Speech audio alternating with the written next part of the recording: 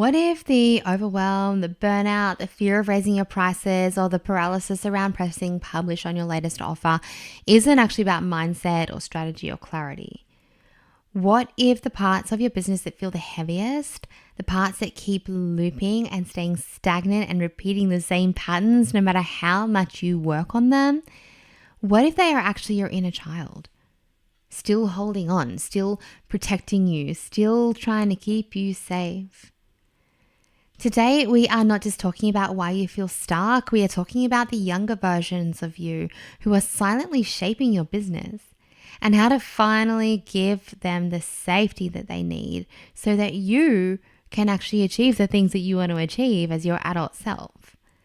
So welcome to Resourced. This is the sacred space where we dissolve the invisible walls that keep you small, where we build businesses that don't just look good on paper, but feel expansive, nourishing, and deeply authentic.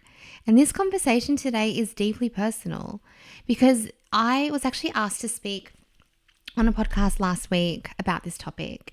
And it is something that I am currently going through again. Because even now, as someone who guides other women through this healing work, I am still noticing where my own inner child is showing up in my life and in my business. And obviously both, like it's going to impact both. And right now, and I can't wait to share, well, I can't wait, but I will share more details about what it is that I'm going through when I am on the other side of it. But right now, I am currently working through deeply ingrained patterns that have been showing up for me over and over again since I was a child. Since I was super little, I now see how these patterns have been showing up in my teenage life, in my relationships, in my adult life, and now in my business as well. I believe in timing. I believe in layers. I believe that all of the work that I have done previously has led me to being ready to deal with this. And now that this has come to light, it's a big one for me. It is a really big one for me. And I'm beginning to understand, you might have heard me talk a couple of weeks ago about how I've been navigating cortisol dysregulation and other things going on in my body and in my life and in my world. I now understand why I've been led to this point, because this pattern is huge. And this pattern is driven by my inner child showing up to run my adult life. So in my clients' experiences, this might look like overgiving inside of offers. These are things that they might come to me for, which we always lead back to that inner child. Overgiving inside of offers, hesitating to share things that feel vulnerable, hesitating to be seen, hesitating to raise prices. And every time we follow back that thread in our sessions, in our work together, we will be led back to an inner child. And perhaps that's the girl who learned that being too much wasn't safe, or the girl who learned that she earned love by taking care of everyone else, or the girl who believed that success required sacrifice. So if you've been spinning in self-doubt, if you've been overworking, procrastinating on launching something that you know is meant to come through, this episode is for you. Because maybe you feel like you've exhausted all options and you still can't move forward. And this does not mean that you're bad at business. It does not mean the universe is trying to tell you that you shouldn't be doing this thing. It probably means you have an internal block to explore. And when you are operating from subconscious survival patterns, no amount of strategy is going to override that. Until those younger parts of you feel safe, you will keep circling the same plateaus. And trust me, I know this. It is true in everybody that I have worked with. It is true within my own patterns, no matter how much you work on your mindset. So through the rest of this episode today, we are going to chat about how your inner child is running parts of your business without you even realizing it. We are going to chat about the very real ways that old wounds show up in pricing, visibility, and overworking and burnout. And we are going to start to explore how you can begin to reparent those parts so that you can lead your business grounded, sovereign, whole. And if we haven't met, hi, my name is Jessica. I am an intuitive business mentor and alternative therapist, and I support soul-led entrepreneurs to build spacious, sustainable success by healing the emotional roots of self-doubt, scarcity, burnout, and fear. In my work, we are not just adjusting your business model.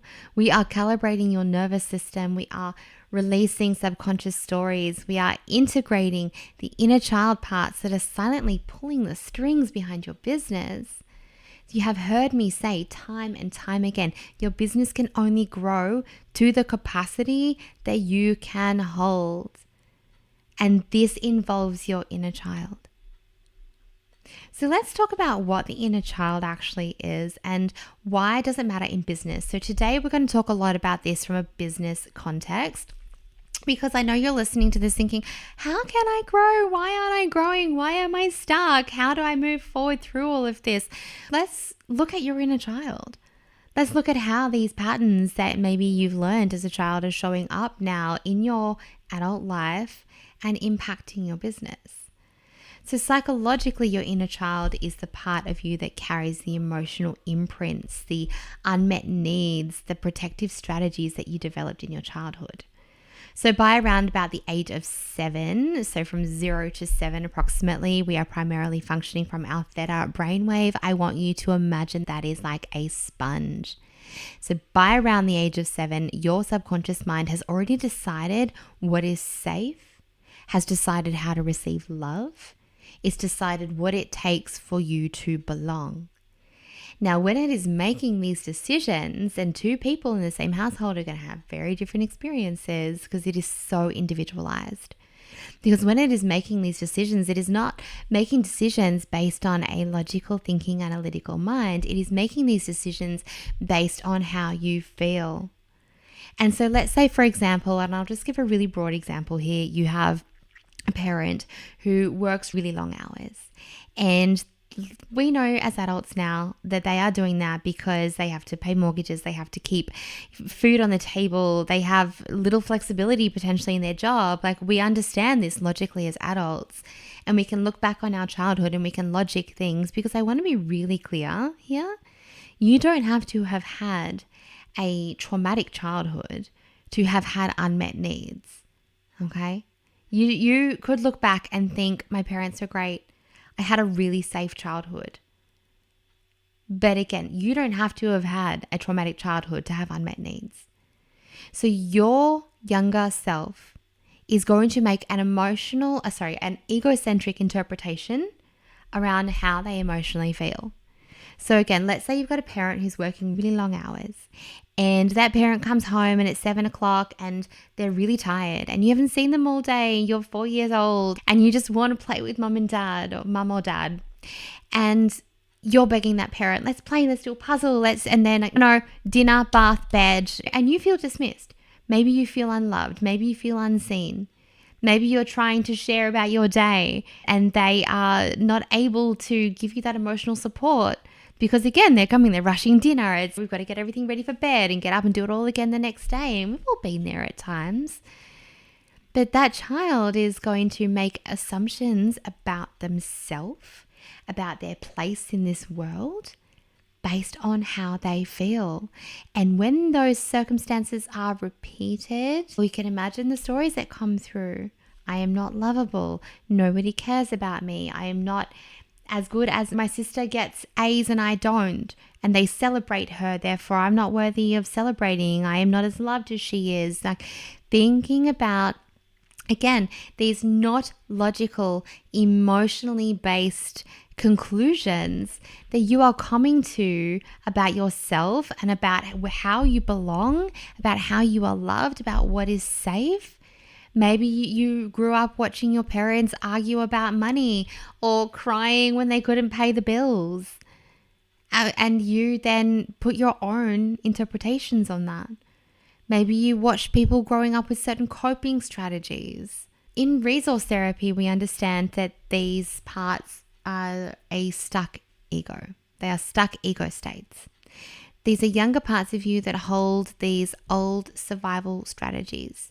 and they reactivate during moments of risk, during moments of exposure.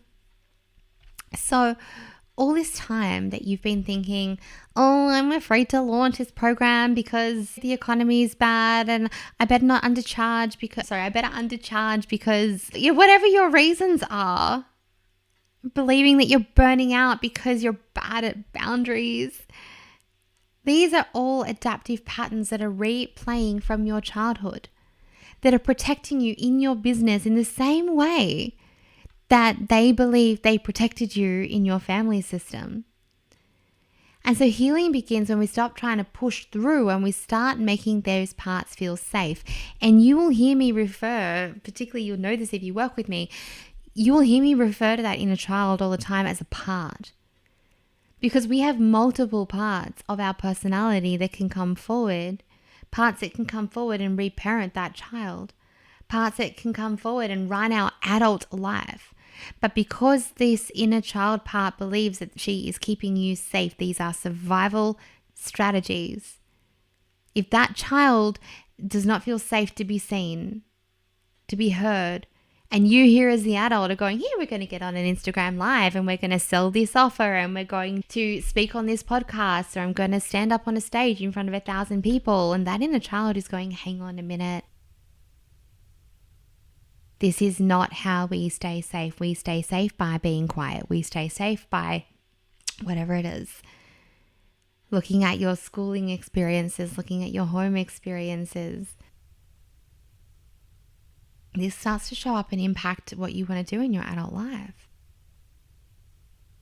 So let's have a little bit of a look more specifically around how child wounds could secretly be running your business. So things like fear of visibility. This could be a fear of judgment. And this could look like you avoiding showing your face. It could look like you avoiding speaking in your authentic voice. I have an episode, it's quite a while back, might have to find it, around layers of authenticity, layers of visibility, because I believe that there is a layer of being able to show up, and then there is a layer of being able to show up with your authentic voice. That takes a whole nother crack open. And then we get to these layers where we start sharing really deeply, personally, being really seen for our warts and all, inside out. And that is a whole nother layer of visibility. And on each of those layers, you will likely have stories and fears and childhood experiences that are keeping you stuck. So maybe this also looks like editing and re-editing your content over and over again, overthinking captions before you post, delaying launches because just the thought of being seen feels too dangerous. And so something like this might be rooted in experiences of childhood shame or criticism or feeling like you're too much. And then let's look at perfectionism in business. This could be fear of not being enough. And this might show up as holding back offers that aren't perfect. It might show up as spending weeks tweaking things that no one else will ever notice, believing that you need to prove yourself with a flawless delivery. That was me. This might be rooted, and again, everyone's got their own individual experiences, but just to give you a little bit of an idea, this might be rooted in conditional love. Maybe it was tied to achievement, or maybe you perceived it was tied to achievement or tied to good behavior. And then let's look at overgiving. Overgiving is seeking approval, over-delivering in programs to the point of depletion, fears that clients will be dissatisfied, needing to constantly have validation externally, struggling to hold those clear boundaries for yourself. This could be rooted in childhood experiences, for example, of earning love through caretaking. Fear of charging. This could be a worthiness wound. And this might look like underpricing your offers. Feeling guilty about raising your prices, discounting before anyone even asks. This could be rooted in growing up around financial scarcity or conflict or shame around money. And then let's look at burnout. This could be tied to hyperindependence, where you're doing everything yourself, where you're resisting support, where you believe that you can only rest after you've earned it. And maybe this is rooted in childhood roles that required you to be the strong one or the caretaker, or how you witnessed a parent. So these aren't random behaviors. They're nervous system responses that are keeping you safe, keeping you loved, keeping you accepted, or so you think, just like they did when you were a child. And until we can reparent these parts, they will keep leading when they are reactivated. So how do we even begin to heal our inner child? I think the first thing is really about awareness. It really is about having this awareness. And I was asked on this podcast, how do we know when the inner child is showing up? I think it's really safe to ask yourself, what sensations are happening in my body?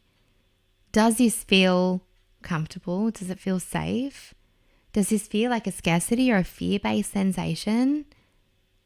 Where am I meeting patterns of resistance, patterns of stagnation?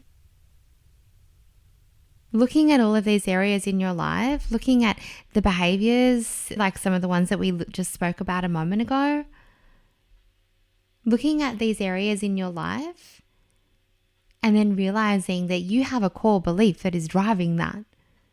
You have a core belief that is driving that behavior, that pattern, and that core belief is stored in your body mind, so we can connect in with our body and we can locate where it is, and we can then use that as a tool to explore what it is that needs to be healed.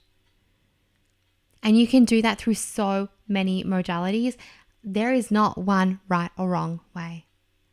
If you work with me, we will explore it through things like EFT, through somatic practices, energy practices. We'll explore it through hypnosis. If you work with a psychotherapist, you might explore it through other cognitive behavioral ways of exploring your mind. There are so many ways that you can explore this if you choose to work with someone. And that is about choosing the right therapies, or maybe it's a combination of therapies. I know for me, I work with at the moment, I work with a very clinical based therapy. And then I also work with a very feeling based therapy, very experiential. And that's where we bring in the somatic practices. That's where we bring in the other aspect. I'm combining both because that is what I know that I need right now. I need a clinical understanding of how everything is happening in my brain, as well as that holistic somatic practice. So you might look at things like EFT tapping, where we clear the fear around visibility, worth, safety to receive. And if you want to do this on your own, this might look like tapping and saying something like, even though a part of me is afraid to be seen, I deeply love and accept myself. You might look at somatic practices. So this is learning how to ground safely into the body, connecting with that inner child, getting a sense of how old is this sensation in your body, and just seeing it. It is safe to be seen. It is safe for me to feel this. I am here. I am listening. Beginning to just connect in with that part of you who is coming forward and she is saying, hey, this isn't safe. How would you deal with a child if that was the case? And I really do recommend, as you get deeper into this work, to be held by somebody. Okay? I'm happy to talk about whether that could be me. I'm happy to give you recommendations of people I work with. Find the right person. Be held by someone. But if you are working on your own and things that you can do daily to start to heal that child, to start to reparent that child, that's asking yourself simply the question, if that was my child or a child on the street or that a friend's child, whoever, and I saw them feeling ashamed, feeling sad, feeling guilty, feeling scared, what would I do and say to that child? Because that is likely what your child needs to hear. And so it's not saying, all right, come on, let's get over this now. We're a grown up. Suck it up and let's go. That is saying, no, it's okay. You're okay. You're safe. I'm here with you. We're going to do this together. Take my hand. Let me help you. And sometimes it's just simply hands over the place where you feel that discomfort and just saying, it is safe for me to insert what you're going through. It's safe for us to be seen. It's safe for us to succeed. It's safe for us to receive. There are some journaling prompts that you can explore as well that I can give you now. So what did I crave the most as a child that I didn't receive? So what is it that that child is trying to receive? Did she feel abandoned and she feels like she needs love, and maybe she's adapted some not so healthy coping strategies to maintain that love? Maybe she needs to feel heard. So often we have trouble expressing our voice when our inner child feels like it is not safe for her to be heard. Maybe the way that she is dealing with stress and challenges maybe the way that you are currently dealing with stress and challenges in your life and your business is not overly effective. And that is rooted in an inner child who does not know how to deal with challenging emotions, who does not know how to deal with big feelings, who was not modeled how to deal with imperfection. I don't know. It's all so individualized to you. So journaling, asking yourself, what did I crave most as a child that I didn't receive? How is that longing driving my business behaviors now? What would I say to that child within me who is afraid to lead, be seen, be heard? And then let's get to rewriting that story. You could, again, journal this out. You could do this with tapping. Reframing, I have to earn love, to my presence is enough. Reframing, I can't rest until it's perfect, to I'm allowed to rest now. It is actually essential and productive. Reframing, I have to do it alone, to I am supported in every way. You get to reframe your story. So, as always, I have some reflection questions for you as we come to the end of this episode.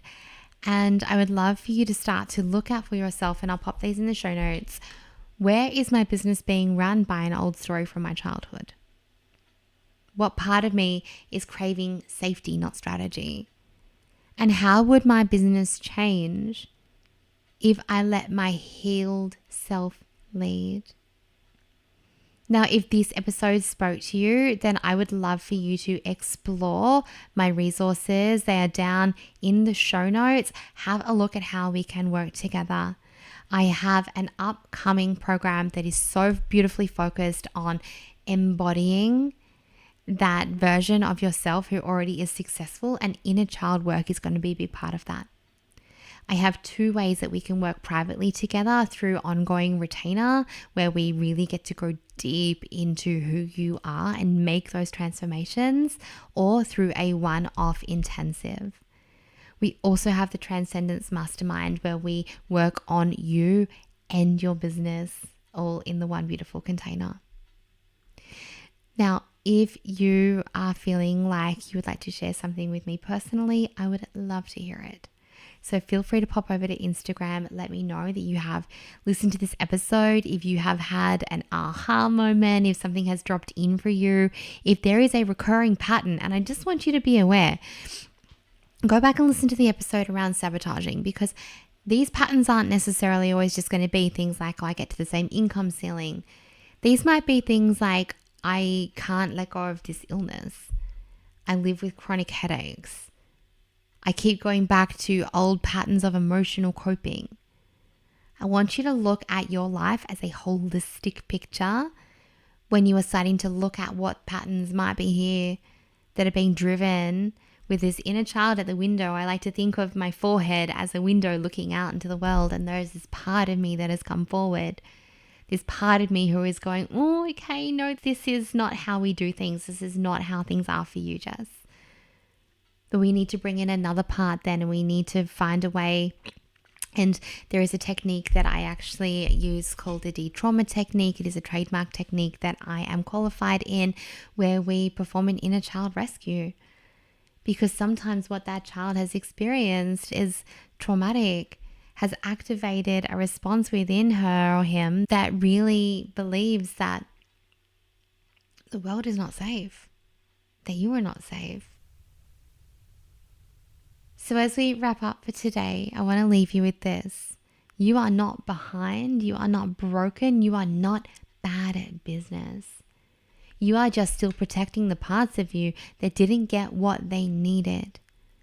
And in the moment that you start to make those parts feel safe so that they can release their grip, so they can stop driving that bus and they can get back to the back and do the things that a child is meant to do, it is not your child's job to run your business. It is not your inner child's job to show up in your relationships. It is not your inner child's job to parent your children. But as you start to do this work, as you start to realize this, everything gets lighter. Everything gets easier.